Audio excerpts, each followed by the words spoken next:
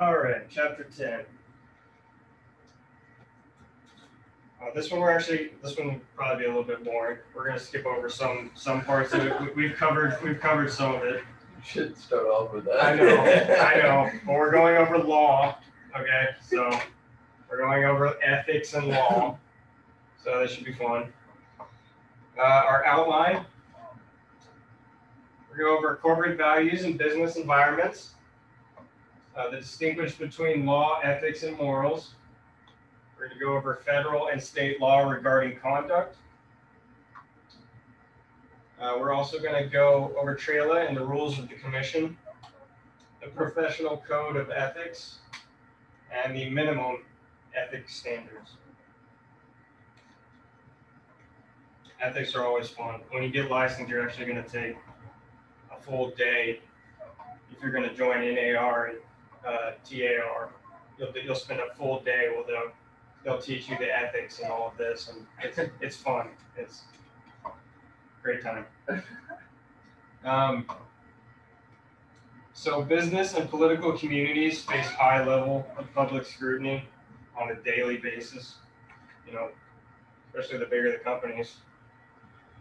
There's fallout from major ethical standards in high-profile corporations. Scandals, i.e. Enron is one of the biggest ones. They're a big company. Of course, bigger business entities will take more scrutiny just because they're making more money, obviously. And it leads credence to popular view that general moral decay and public abuse is on the rise. Also, individual licensees are tempted to risk unethical behavior for the bottom line to make more money. They're tempted to risk unethical behavior just to make more money. We've talked about it before, like pushing your client to put the highest amount on a house because you're going to get a bigger commission, stuff like that. Agents are tempted by that all the time. So law defined.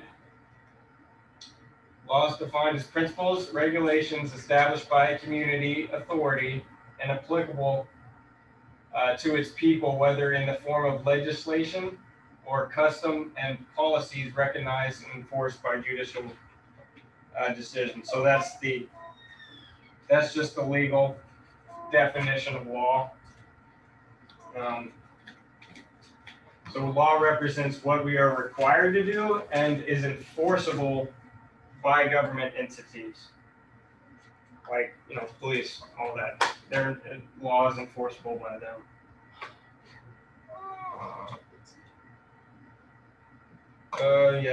Ethics. Okay, so ethics defined.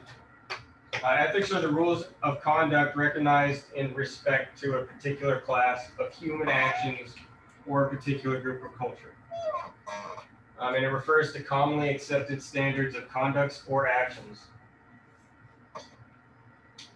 It's frequently refined and tailored to specific industries or companies, and it may be enforced against their members or employees. So like I said, we have our own policies and ethics and procedures that the brokerage writes that they draft up, and then that they can enforce on their employees or independent contractors. Might be starting to lose my voice here.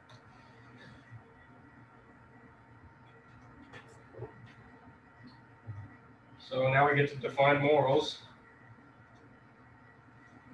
It's funded on principles of right or correct rather than on legalities and enactment of custom or moral obligation. So it deals with an individual's personal beliefs or their actions. So it's not really law. Moral is more personal beliefs. And it can be enforced only by your conscience. So if I steal and I don't get caught, if I have a conscience, that's the only thing that's going to make me feel guilty about it. If I don't have a conscience, well, more power to you. But so unless the actions violate the law, then you can't enforce it on me. So like I said, if I steal and I get caught, then you can enforce it on me. If I steal and I don't get caught, the only thing that's in my head is my conscience.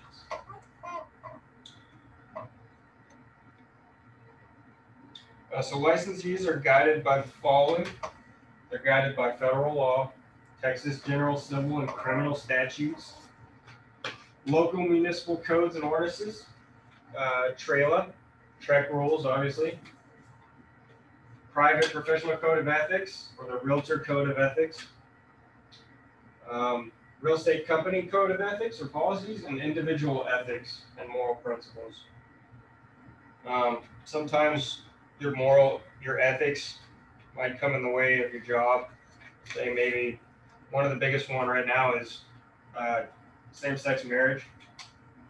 You may not believe in that, but in this business you might have to deal with it. So, you might just want to leave all of that at the door. Just think of them as a paycheck. Treat everyone the same, doesn't really matter. But sometimes you might have ethics that come into or certain laws that you might not agree with. Question. Yes, sir. So if that happens, then it's another form of discrimination. It would be technically a form of discrimination, yeah.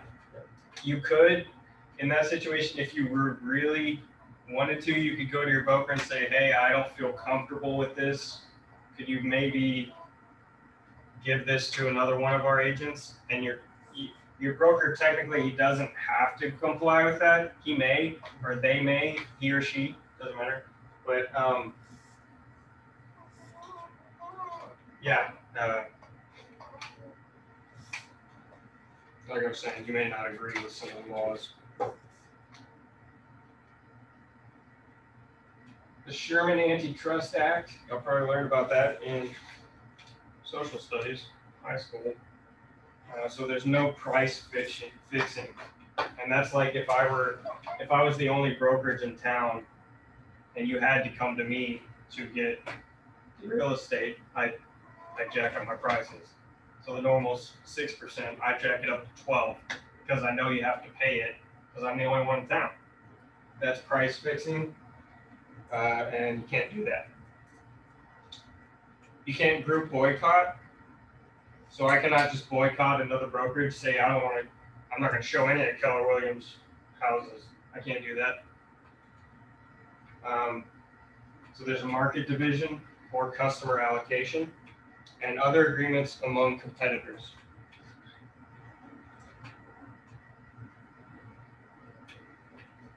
All right, the Truth in Lending Act. We've covered that before. Requires credit institutions to inform consumers of the true cost of obtaining credit. So when you go to a lender to try and get a loan, they have to give you the truth in lending statement, and we covered that before, I believe. But it basically just shows exactly what you're going to pay, so that you can't lend predatorily. You can't predatorily lend.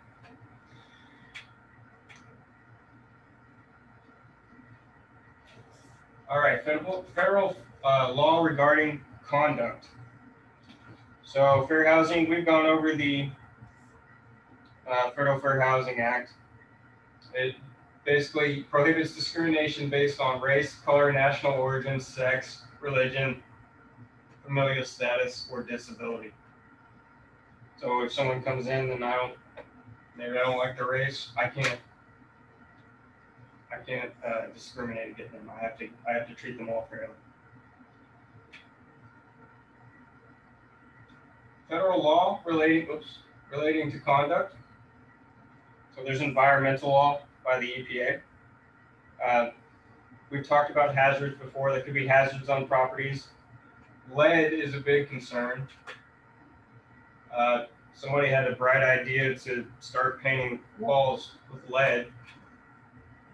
And so then they made this act, the Lead-Based Paint Hazard Act. Wyatt, do you remember the date that you have to give lead-based paint disclosure? If it was before this date, I have to give the disclosure. January 1st, 1978.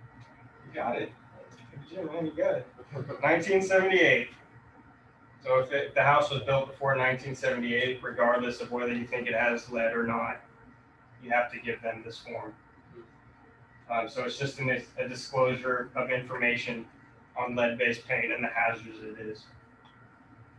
I think I told y'all before, but lead has a sweet taste. Yeah. So kids might go in there, peel it off, start eating it, Yeah. get lead poisoning and die. Or I don't know why they ever thought painting with lead was a good idea. But It was probably cheap. yeah, it might have been cheap, yeah. The Americans with Disabilities Act, so it requires reasonable accommodations for in employment and access to goods and services. So like ramps, stuff like that. You have to give access to people with disabilities. The Equal Credit Opportunity Act, I believe we've covered that.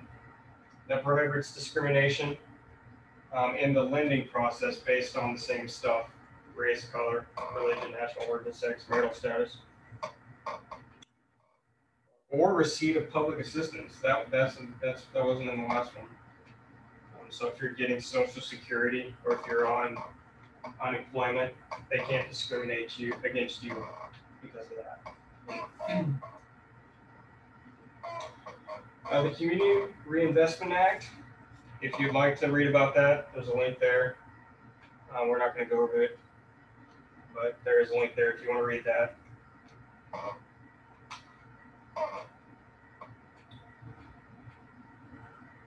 The Home Mortgage Disclosure Act, it makes certain data public that can be used to assist in identifying possible discriminatory lending patterns. It's just a way for them to find someone who's possibly discriminating in their lending.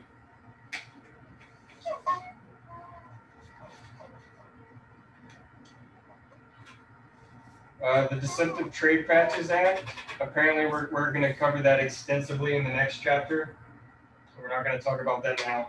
We're going to cover it tomorrow.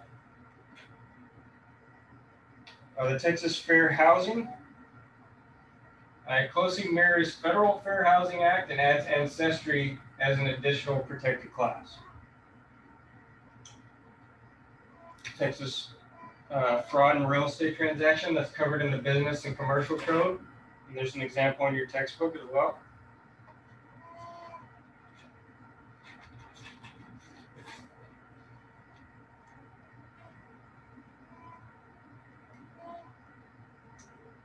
All right, the Texas Property Code. So for the seller's disclosure, we've covered that as well. Who's that got to be completed by? Carl, who completes the seller's disclosure? or No, the seller's disclosure. Sellers. I'm trying. Oh wait. The seller. Seller? The seller. Only the seller can complete the seller's disclosure. You might not have been in the class. But yeah, the agent or the broker, they cannot fill out the seller's disclosure. It has to be done by the seller. And if the seller doesn't provide that form, the buyer can terminate the contract without even defaulting. So they can just terminate it and they get their earnest money back. So it's an important form. Like I said, you need to have it even if it's just for land sometimes. Because yeah, if they don't provide it, the buyer can just back out. So local municipal codes and ordinances. There's city building codes, habitability of occupancy codes, and fair housing ordinances.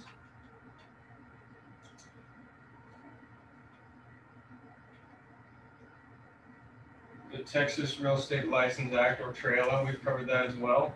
It's statute specific to licensees, which means it only enforces licensees. And it establishes a baseline for conduct.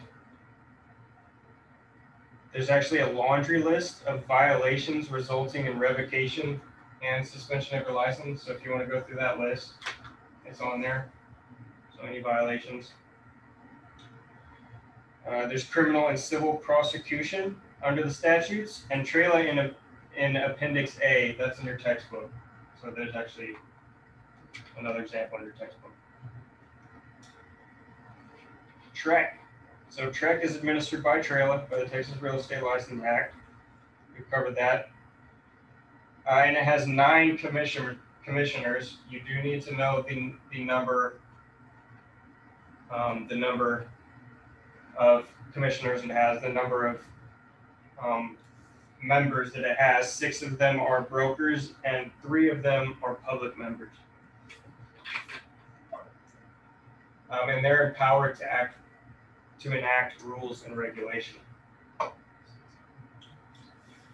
TREC is the one that actually enforces all the laws, and they're the ones you complain to if you're not happy with your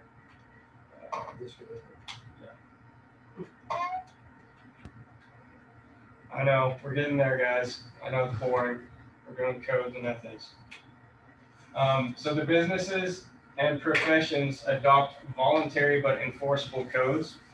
So there's a TREC canons of professional ethics and conduct.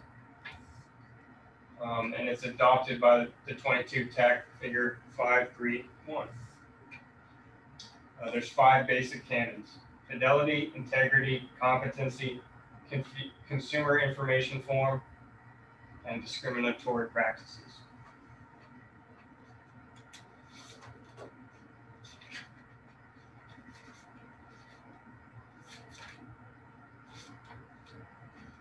So here's actually a little bit of an example about the professional codes and ethics. It's kind of hard to read. I probably can't read it online or in class. So there you go. You can read that? Real estate broker, sales person, acting. Yeah, so it's just basically it's basically just a example of codes and ethics. Read it all. I guess you can. So there's a NAR code of ethics and professional standards over the National Association of Realtors and Texas Realtors. When you get your license, you're just a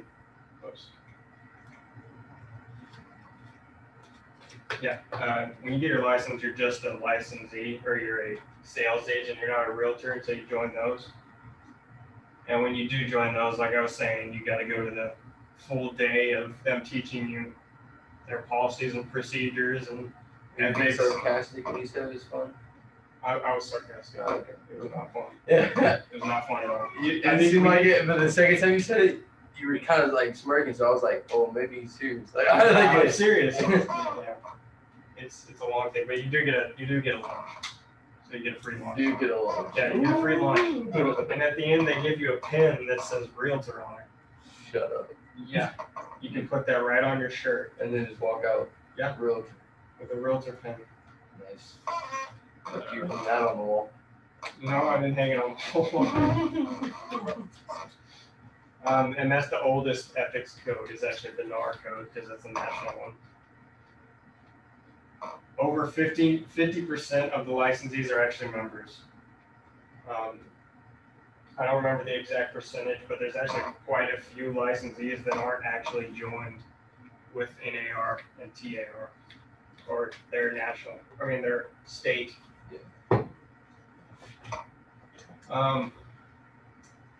Only members are obligated to adhere to the NAR code.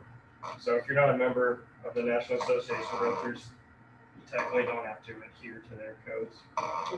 And NAR offers guidelines for all licensees. So yeah, it's just basically guidelines for ethics and code of conduct and all that fun stuff.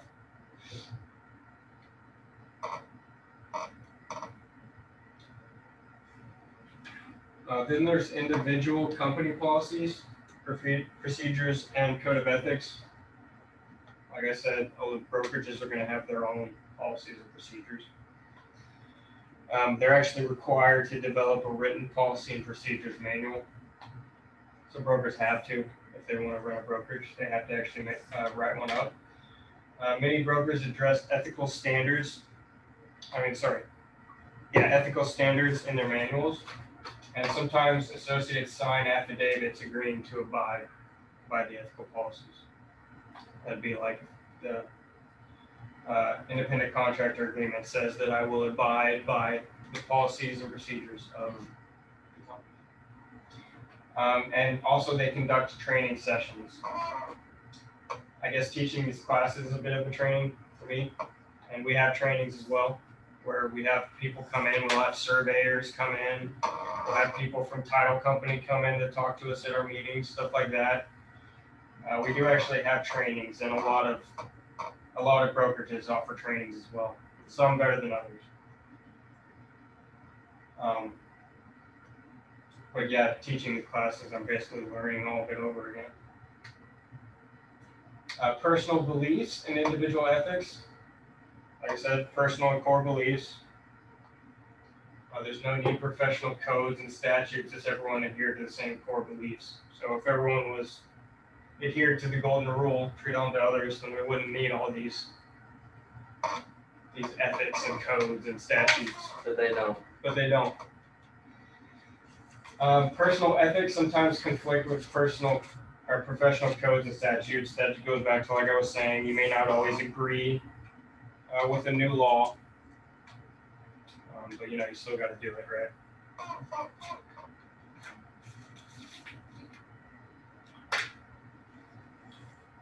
So then there's some practice examples in the book. If you want to go through those, I encourage you to do so, but we're not going to do that tonight. They are on your book in the course materials. And they're just a few examples on real life scenarios of ethics and practice. 3 of them in total.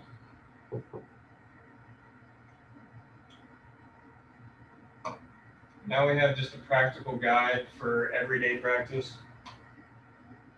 You're going to want to know your long-term goals, any short-term benefits, interests of immediate stakeholders. So how does the decision actually impact the seller's interests? Consumer expectations. What is the buyer actually going to be expecting? And what is the seller actually going to be expecting?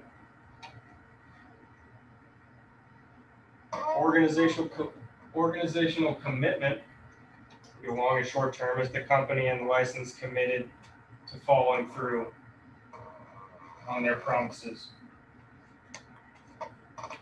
Any consequences of decision/policy reversal. So how will all parties be affected if this decision must be reversed?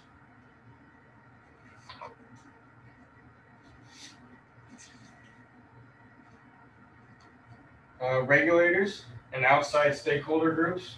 So what impact will the policy or decision have on outside stakeholder groups? Some things to keep in mind. Legality and the spirit of the law. Is the decision/the action not only legal, but does it meet the spirit of the law? Or does it just attempt to circumvent such spirit? Okay, so basically, yeah. Is what I'm doing only legal, or is it not legal? Any existing contractual or promissory obligations? We'll keep those in mind. And any public scrutiny. I think I told y'all once, realtors are below like used car salesmen. So we face a lot of scrutiny. Unfortunately, a few bad apples make us all look bad, right? Oh, that's what you mean by scrutiny. Scrutiny. Yeah.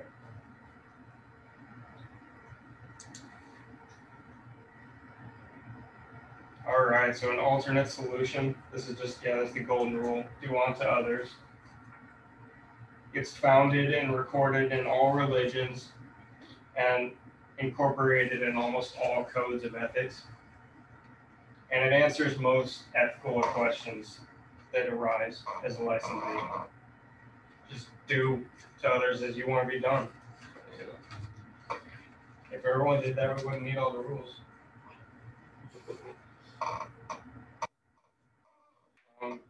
Now we're doing when is enough.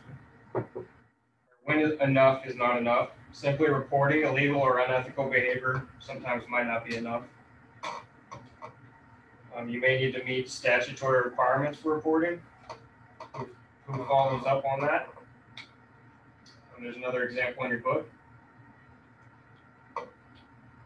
And what do you do when supervisors appear to not have taken action? So if I see something happening in my brokerage and I tell my broker and he does nothing about it, what should I do in that situation?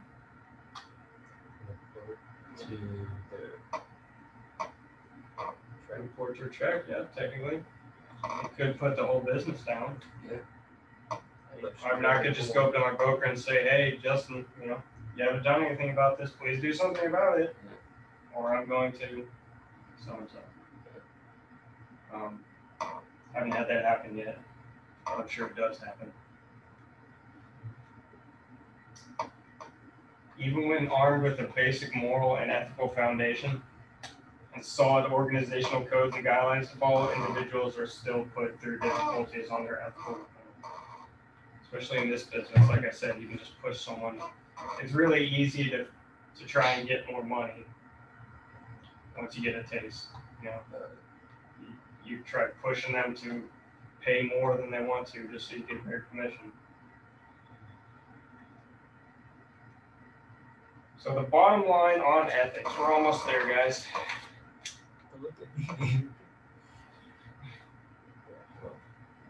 In general, most people will never be exposed to formal ethics training. It's kind of sad, but most people are not exposed to that.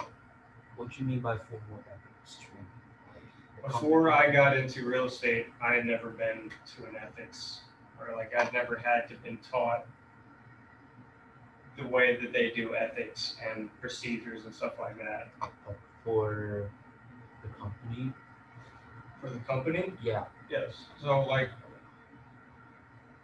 I didn't get any training. When it comes to ethics such as that, in the way they use it in real estate, I never got any training. Did you ever get any ethics training? Other than your parents teaching you, No. do what you should do, or do unto others? No. Not in careers. So unfortunately, most of the general public is similar. They're not exposed to formal ethics training. But yeah, if you're going to sign up with NAR and TAR, you'll get all that, and then you'll get your brokers as well. But fortunately, in most cases, certain core beliefs have been inoculated into the young. So a lot of the good ethics, good things, core beliefs have been already ingrained into us.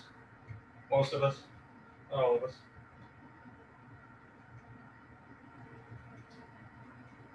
And to make a decision, you first have to know the law and the codes. Applying that knowledge to the decision, and then the golden rule is still a good foundation to base your ethics on. All right, our key points. We got a few discussion questions and we will be done, guys. All right, so real estate in today's public spotlight in relation to ethical conduct. We covered that. Ethical obligations, they're distinguished from legal obligations because ethics goes beyond the law. And licensees are governed by assorted federal, state, and local laws, as well as TRELA and TREC rules.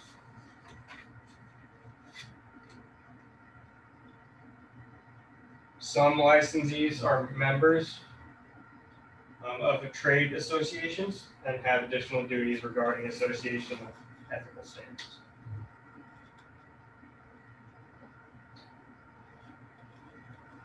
Decisions and actions should be viewed in light of the long and short-term goals of the company and the licensee. The golden rule is considered a baseline in all of these matters. I'm definitely losing my voice. Suggestions for brokers: adopt and implement a written company code. Have associates sign statements indicating that they have read, understand, and agree to abide by the code. And then offer training, of course. The more training, the better, honestly. These two discussion questions are a little different. They're more of actually like just straight discussing. So discuss the golden rule. How does it work in real estate?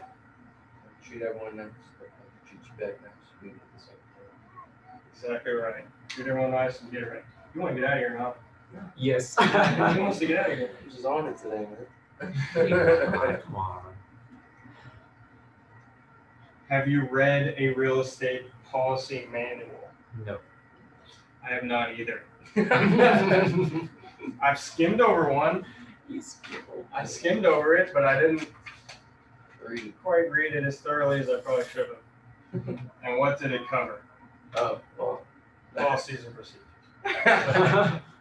It's going to have policies and procedures, all right? Give me a little credit. Yeah. All right, that's it. We got through it today.